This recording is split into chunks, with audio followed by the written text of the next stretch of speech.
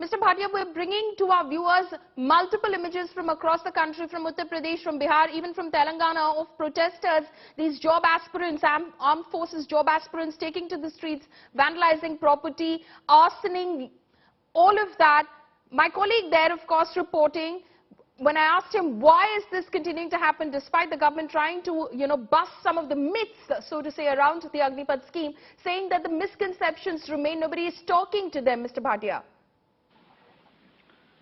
The Agnipath scheme is a historic decision taken by the government, and if any youth, which are our own youth, have any doubts, there are proper ways of interacting and the doubts can be cleared. But this seems to be a protest which is fueled by the Congress party because of their own internal issues, and they want to burn the state and the country. They want disorder.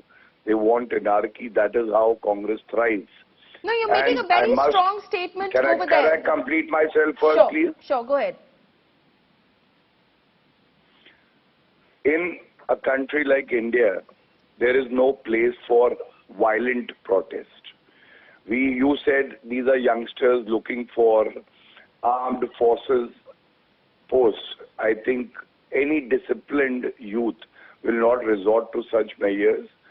Manhandling the police, another force that we are proud of, I think this is condemnable and is unacceptable. There's always a place for dialogue.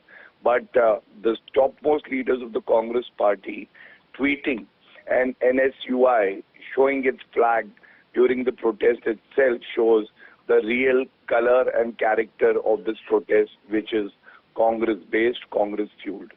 Okay, so you're saying that it is the Congress party which is spanning these protests. We're talking about Uttar Pradesh, we're talking about Bihar. Of course, I agree with you. We did show images of those NSUI workers, in fact, protesting with the protesters, quote unquote, at Sikandrabad railway station in Telangana. But you're saying across the country, this is entirely fanned by the Congress.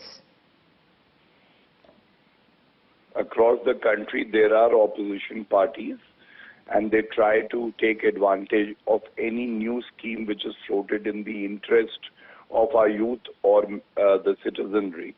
And we have seen it in the past also. CA rules are yet to come, but they were protesting against that. GST implementation, they protested. Article 370, they protested.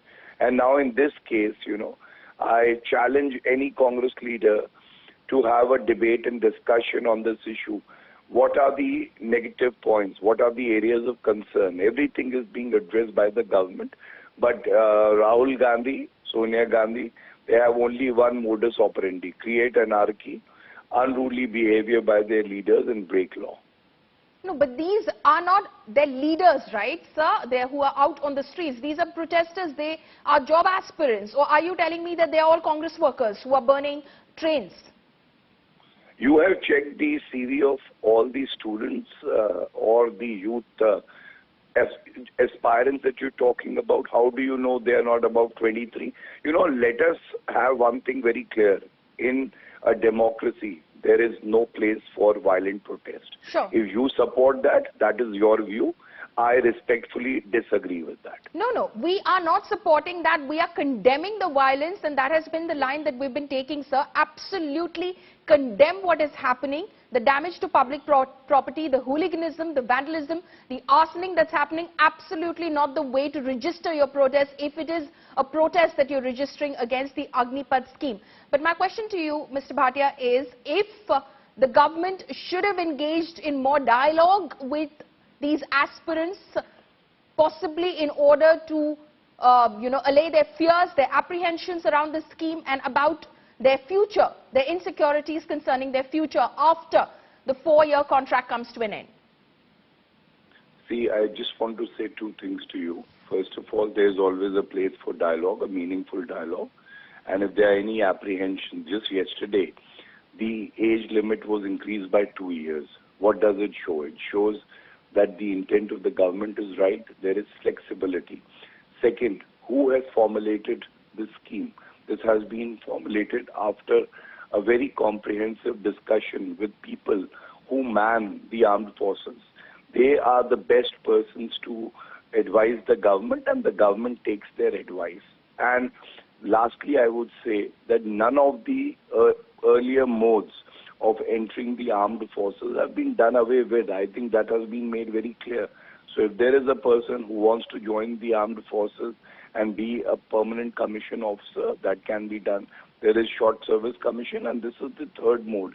Nobody should have a problem with that. Okay.